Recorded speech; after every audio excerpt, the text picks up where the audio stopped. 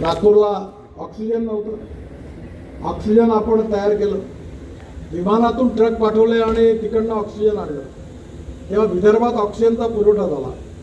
500 ventilators अनेक हॉस्पिटलला आपण डोनेशनमध्ये वाटली, अनेक गोष्टी वाटल्या. आणि त्यावेळी जेव्हा मी वर्धेत आलो तेव्हा इथल्या एका कारखान्यातून त्यावेळी रेमडेसिवीरचं इंजेक्शन ब्लॅक होत होतं, आणि ते जेव्हा ब्लॅक होत होतं त्यावेळी लोकांना मिळत नव्हतं, लोकांच्या डोळ्यात पाणी होते, डोळे लोकांना फंगस झाला. डॉक्टर कापरे म्हणून मोठे सर्जन आहे, ते माझ्याकडे आले आणि ते रडायला लागले की माझ्यासमोर लोक आता आंधळे होते आणि माझ्याजवळ फंगसचे इंजेक्शन नाही, तुम्ही काळजी करू नका म्हणे. मी दिल्लीमध्ये मंत्र्यांना सांगितलं मला माहिती नाही, मला 15,000 लायसन्सेस पाहिजे. ते म्हणे हे कठीण आहे. म्हटलं कठीण मला माहिती नाही, तुम्हाला काय करायचं करा, बोलवा सेक्रेटरीला. पण ट्रक कंट्रोलरला मी बोलवलं, तो मला म्हणे साहेब हे प्रोसिजर 6 महिन्याचं आहे. म्हटलं प्रोसिजर गेलं गड्ड्यात, तुम्ही बोलावं. म्हटलं मी मंत्री आहे, मी सरकार आहे, पण 15,000 लायसन्स देता का नाही देता, हो का नाही सांगा. म्हटलं 15 दिवसात लायसन आणलं आणि या वर्धेच्या भूमीतून आपण रेमडेसिवीर बनवलं या क्षीरसागरच्या फॅक्टरीमध्ये, आणि फंगसचे इंजेक्शन बनवले. ते विदर्भात नाही तर पुण्यापासून वाराणसीपर्यंत गरीब लोकांपर्यंत पोहोचली, आणि त्या काळात लोकांची प्राण वाचवण्याकरता त्याची मदत झाली. आता कॅन्सरचे इंजेक्शन 2.5 लाख, 5 लाख, 16 लाखाचे इंजेक्शन.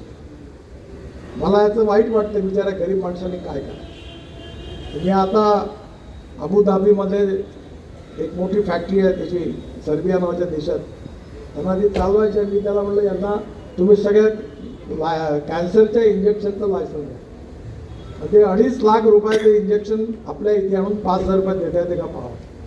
पाहिजे आपण घेऊ चालवायचं तिकडनं, पण ते आपल्या इथल्या गरीब माणसाला स्वस्तात मिळालं तर त्याचे प्राण वाचवले जातील. त्यामुळे समाजातल्या सामाजिक भावनेतूनच ही उपक्रम आहेत. इथे पहिल्यांदाच सुरुवात झालेली आहे, हे तुमचंच आहे. आणि जसं रवीने सांगितलं की तुम्ही भागधारकही बनू शकता, आणि बनले तर तुम्हाला 1200 रुपयापर्यंत वर्षाला तुम्हाला त्याचा डिस्काउंट पण मिळणार, म्हणजे 12%. आणि तुम्ही जर शेअर घेतला तर शेअरवर 8%, 2%. म्हणजे आपण वर्षभराचा डिस्काउंट देतो. म्हणजे 100 रुपयाच्या शेअरवर 10% डिव्हिडंड, आणि पुन्हा हे 12%. म्हणजे हे दोन्ही तुम्ही शेअर म्हणून जर विकत घेतलं तर 22% रिटर्न. त्यामुळे जरूर या याच्यात तुम्ही पण मेंबर व्हा. इथले महिला बचत गट, शेतकरी यांनाही कसं इन्व्हॉल्व करता येईल, त्यांना मालाला कसे उपलब्ध करता येईल याचाही प्रयत्न करू. सध्या आम्ही वाशिममध्ये पण उघडतो आहे. आज स्वाभाविकपणे मला आनंद वर्धेत पण निघाला आहे.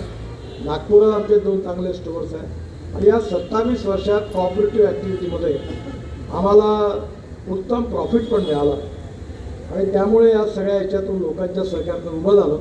पण आम्ही कॉपरेटिव्हमध्ये काम करायचं खूप ठरवलं होतं, पण नंतर कॉपरेटिव्ह डिपार्टमेंट आणि त्याचे अधिकारी आणि त्यांचा त्रास लक्षात घेता आम्ही काम करणं बंद केलं. सरकार कोणाचंही येऊ, अधिकारी सांभाळणं कठीण काम आहे.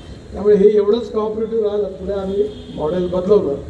पण येणाऱ्या काळात हे लोकांचं आहे, जनतेचं आहे, आणि कुठे ना कुठे या भागातही आपण काही चांगलं काम करू शकेल तर नक्की या माध्यमातून करता येईल.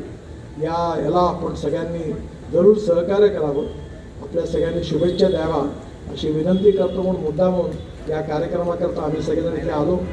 बावनकुळे साहेब आले, पंकज गोयलजी आले, सागरजी आले, रामदासजी आले. या सगळ्यांना मनापासून धन्यवाद देतो, आणि पुन्हा एकदा आपल्या सर्व उपस्थित जनतेचा विशेष रूपाने धन्यवाद देतो. रावरी साहेबांनी